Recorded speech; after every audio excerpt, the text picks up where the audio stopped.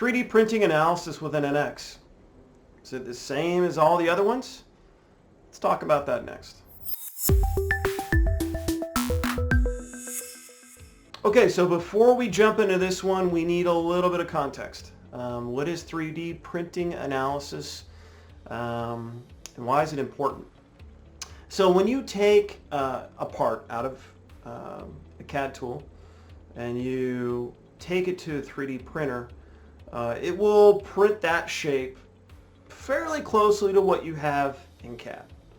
The problem is that to actually, especially with metal components, when you heat up the powder with the laser or whatever other mechanism is used, the temperature of that material is very, very high.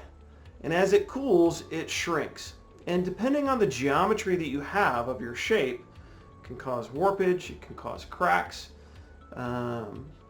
So it's a little bit like the kind of reverse engineering of plastic within a mold. You need to take shrinkage into account, and weld marks and all that stuff, and there are good tools out there for that. But it's a little more complex than that, because your 3D shape isn't just the design geometry. There are supporting structures to make sure it's feasible to actually make the part. It is usually surrounded by a powder bed that is then centered or shot with lasers, and that solidifies it. So it's actually, it does that layer by layer over time.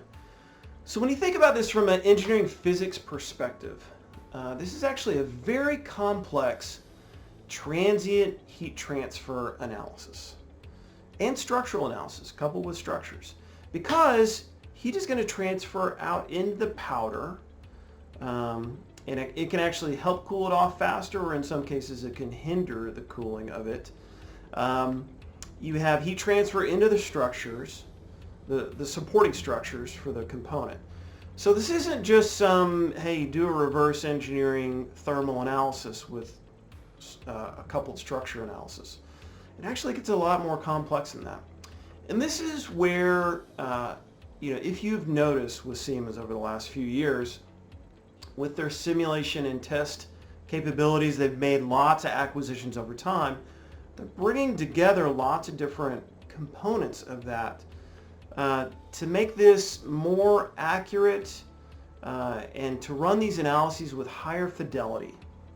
So what you get is a very accurate, very, very accurate picture of how a component will cool off and shrink and warp over time. And that is what they take and reverse engineer, not the whole thing at one temperature and shrinking all at once. It's transient, remember? The bottom of the 3D printed component is going to be cooler than the top that was just centered with a laser, right?